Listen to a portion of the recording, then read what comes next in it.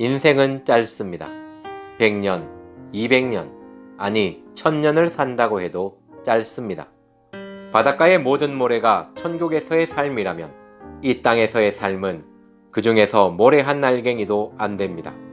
이렇게 짧은 것이 이 땅에서의 삶인데 후회 좀 하면 어떻습니까? 후회한다고 그것이 무슨 큰 문제가 됩니까? 후회가 없는 천국에서 영원히 살 것인데 이 땅에서 후회하며 살아간들 영원한 시간에 비하면 눈 한 번 깜빡일 시간일 뿐입니다. 무엇을 그렇게 망설이십니까? 이 땅에서 후회하며 사는 것을 두려워하지 마세요. 무엇을 결정해도 반드시 후회하는 것이 인생입니다. 죽어서 눈 떴을 때 후회하지 않으면 됩니다. 크리스천 마인드 파워 21일차 함께하고 계십니다. 후회는 나를 성장시킨다. 후회하지 않는 사람은 없다. 많고 적음의 차이지. 사람은 누구나 후회하며 살아간다.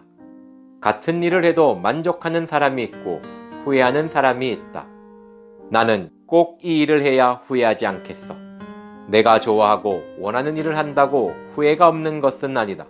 일을 하면서 힘든 일에 부딪히면 또 후회하는 감정이 올라온다. 사람은 무엇을 선택해도 후회한다. 후회의 감정은 죽는 날까지 계속되는 감정이다.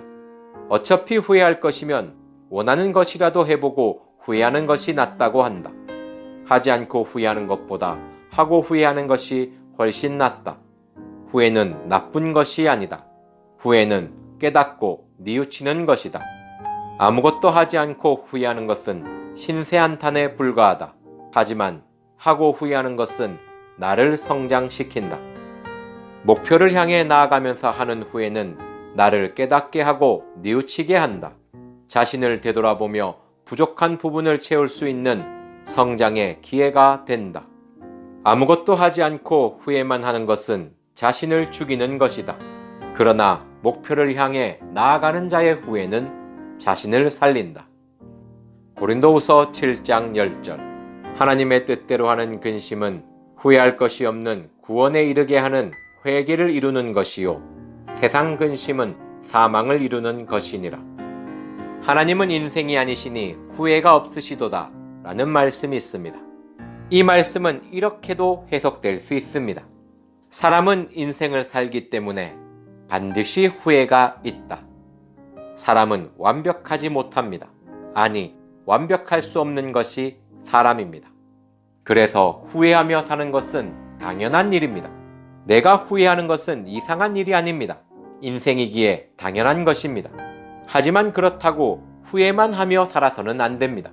하지 말아야 할 후회가 있습니다. 그것은 도전하지 못한 것에 대한 후회입니다. 일을 하면서 부딪히는 모든 일에서의 후회는 상관없습니다. 이런 후회는 나를 깨닫게 하고 나를 성장시킵니다. 나의 부족함을 채우기 위해 하나님께 더 가까이 가도록 만듭니다. 그러나 아무것도 하지 않고 할 걸 하면서 하는 후회는 안 됩니다. 그것은 나에게 아무런 유익을 주지 못하고 오히려 나를 해롭게 합니다. 도전하지 않으면 주님을 찾을 일도 아주 적습니다. 하나님께서 도전하는 자를 사랑하는 이유는 도전하는 자가 하나님을 더 간절히 찾기 때문입니다. 간절함을 가진 자가 하나님을 더 찾게 되어 있습니다. 성경에는 1만 달란트 빚진 자가 나옵니다. 마태복음 18장 23절 24절 말씀입니다. 그러므로 천국은 그 종들과 결산하려 하던 어떤 임금과 같으니 결산할 때에 1만 달란트 빚진 자 하나를 데려오매 1만 달란트 빚진 종을 불쌍히 여긴 주인은 그 빚을 탕감해 주었습니다. 그러나 그 종은 자신에게 100데나리온 빚진 동료를 불쌍히 여기지 않고 핍박합니다. 그 소식을 들은 주인은 노하여 그 종을 잡아 빚을 다 갚을 때까지 옥에 가두어 버립니다. 예수님은 이 땅에 도전하기 위해 오셨습니다. 세상 죄를 지고 십자가에서 승리하셨습니다. 주님은 세상과 싸워 승리하셨습니다. 주님과 함께 한다는 뜻은 주님과 함께 세상을 향하여 도전한다는 의미입니다. 주님은 십자가에서 1만 달란트에 해당하는 우리의 후회를 감당하셨습니다. 우리는 주님과 비교조차 할 수 없는 100데나리온의 후회만 감당하면 됩니다. 이것조차도 감당하기 싫어 도전하지 않는다면 천국에서 주님의 얼굴을 어떻게 보겠습니까? 감사합니다.